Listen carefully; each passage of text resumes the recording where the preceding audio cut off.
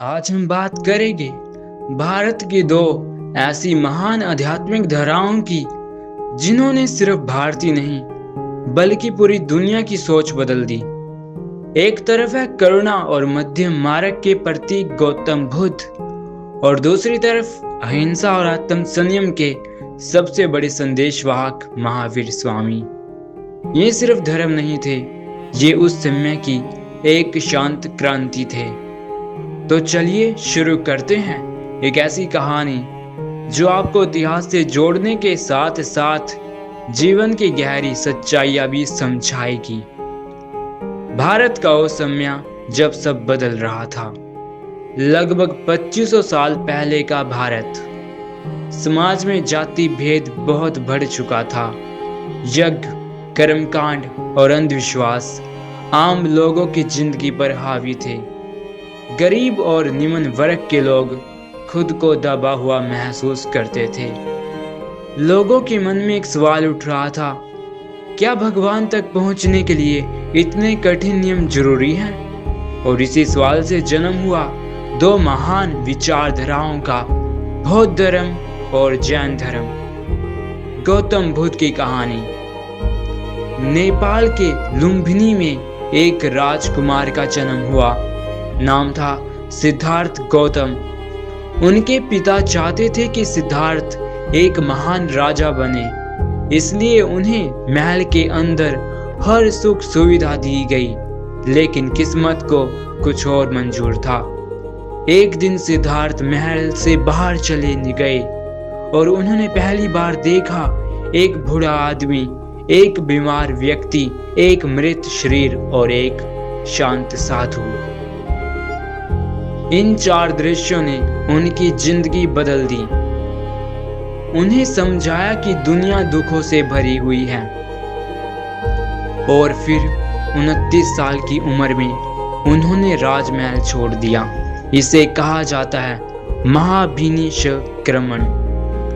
सिद्धार्थ कई सालों तक जंगलों में तपस्या करते रहे।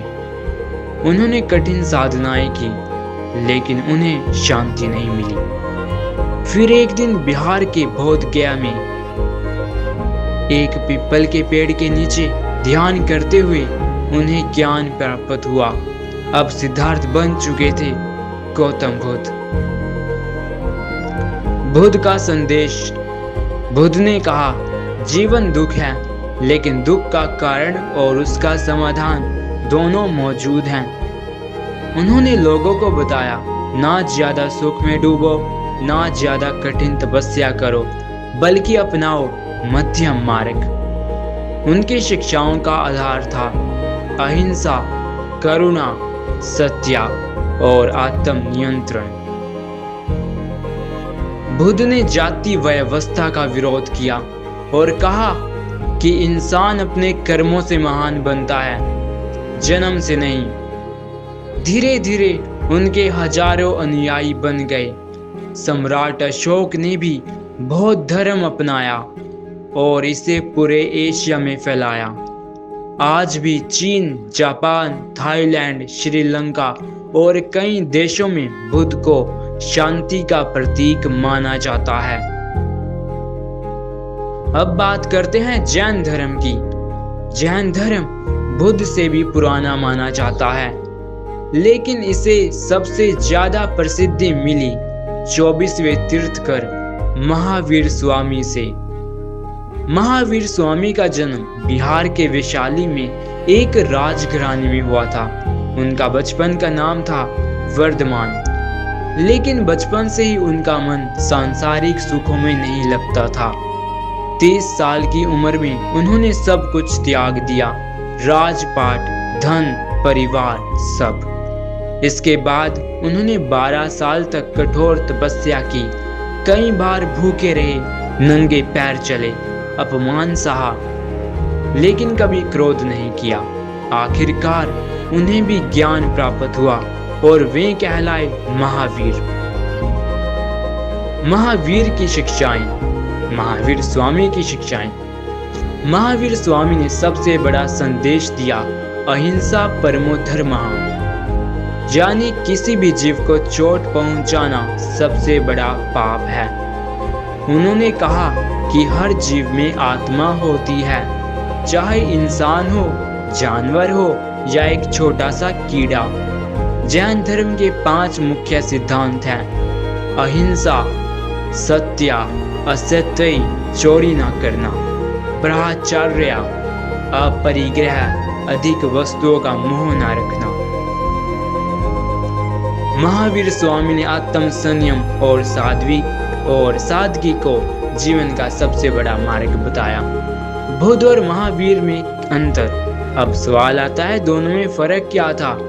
बुद्ध ने मध्यम मार्ग अपनाया, जबकि महावीर स्वामी ने कठोर तपस्या पर जोर दिया। बुद्ध आत्मा के अस्तित्व पर ज्यादा चर्चा नहीं करते थे, लेकिन जैन धर्म आत्मा को सबसे महत्वपूर्ण मानता है।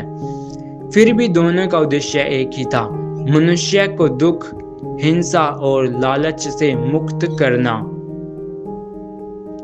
इन धर्मों ने दुनिया को क्या दिया? दोस्तों सोचिए, आज हम पीस, मेडिटेशन, नॉन वायोलेंस जैसी बातें करते हैं। इन सब की जड़ें कहीं ना कहीं बुद्ध और महावीर की शिक्षाओं में मिलती है।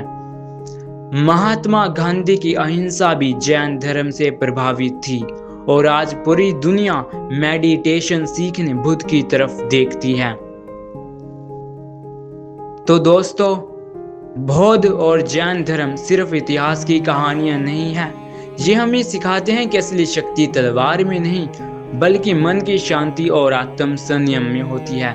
अगर आपको यह कहानी पसंद आई हो तो वीडियो को लाइक करें, चैनल को सब्सक्राइब करें और कमेंट में बताइए आप बुद्ध के मध्यम मार्ग को ज्यादा सही मानते हैं या महावीर की कठोर तपस्या को। मिलते हैं अगली वीडियो में एक रोचक कहानी के साथ।